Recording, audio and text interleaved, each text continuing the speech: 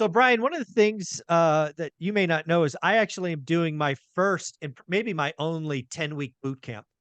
I wanted to take a set of students, in this case, I think it's 43, through a 10-week boot camp, basically so I can record it and give the 10 weeks away. That's my goal and why this may be a one-time thing. Okay. But we just had a session where people were showing me their tracking spreadsheet, their buy box, all the stuff that I talk about. And everyone is showing negative cash flow. They're alligators, right? They're still early. We're still learning, so it's all good. But dude, today it is hard to find cash flow. Certainly, probably harder. Let me make sure this is right. Yeah, it is the hardest time to find cash flow in my 22-year journey. So I just want to talk about that reality and say, so what? Keep going, right? Yeah. This is not permission to stop. What do you think of all that? Yeah, you made me think for a minute. It's been 17 years for me. And yeah, I would say this is the most difficult time for sure. Yeah. Um, for a lot of factors that I think we cover in a myriad of other videos, so there's no point in getting into that. But my message and sentiment to my students is exactly the same. I'm having a day with BA for about 4 or 5 students. A day with BA. I like that. A Brian day with Adams. I BA. like that. Yeah, Catchy. yeah. So they're coming out. We're going out on the Sprinter van Wednesday Ooh, this week. And I'm gonna take them through some of my apartments along with just teaching them some stuff in the field. I like Um, it.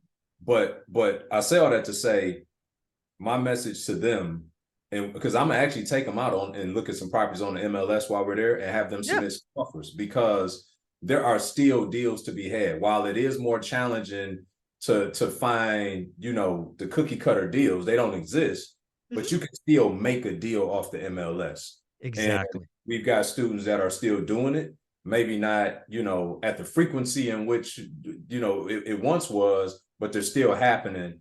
And it's just up to us to, number one, do the work, as Mike always says, understand what your buy box is, understand what your yield thresholds are, right? What are you willing to do a deal at? What are you not willing to do a deal at? And if nothing else, don't do a bad deal, period. Like, don't Exactly. make the excuse that you buy an alligator. I met a guy who actually he comes from the channel. He saw me at the gym here in Orlando a few weeks Nice. ago. He was like, "Oh man, I love you on one rental at a time," And he said, "You and That's Mike awesome. probably both were going to get on me about this, but I've been buying for equity." Oh, I know, I know. I had the same ouch. reaction, right? And he's buying in the neighborhood we live in, which is not a cash flow neighborhood, right? So I get it, but at the same time, it's like, to carry a note of that size and you got negative cash flow to the tune of $1,000, $2,000 every month, just waiting for one day where you think you're gonna be able to cash out. It's gut wrenching to me, Mike. And Oh, it is. I'm a little spoiled because I invest in the Midwest where I can go and make cash flow deals happen. It's just the type of marketplace that Yeah. exists there. I just refuse to do it, man. Under no circumstances, I just refuse to do it. I refuse to do it. So I admitted earlier, as you did, it's so 17 years for you, 22 years for me. Hardest market to find cash flow. But you want to know the really crazy thing? This is going to be the second best year to find motivated sellers. Mm. The only year better than this is 2010. 2010 is not coming back. It's not. It's just not coming. But this is going to be a year because, again, we have 8% mortgage rates. We have affordability levels not seen since 1981. Mm-hmm. That said, sometimes you have to sell. And if you're doing everything that you just ran through that one rental at a time talks about, you're going to write an offer that gives you your acceptable yield. And guess what, folks? That's going to be less than list price in most cases. But because you've done the work, because you followed up, because you know it's been on the market 100 days, you can write a 400K offer on a 500K duplex, and you might get it, as Dion just proved. For sure. For sure. This so both things can be true. Hard to find cash flow, easier to find motivated sellers. Everybody's mindset gets all wonky and looks at affordability. It's actually a great thing because everybody's given up. Go write the offers, do the work.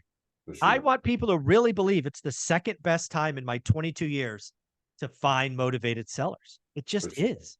For sure. And I'm gonna tell you, one of the things that I found our students to have favor with lately is they've been going after more challenging rehabs, right? So their rehabs on average have been somewhere between 60 and 100 grand. But with that, they've been getting much deeper discounts. Yeah. So, the seller is willing to take the haircut on the front end just to get rid of it because they don't want the back end of dealing with all of the rehab and whatnot. And our students have been able to come in and get these things at a deeper discounts where they're all in, still lands where it should be, Yeah. and the deals make sense in their cash flow. So, you got to give it, you can't have it all, right?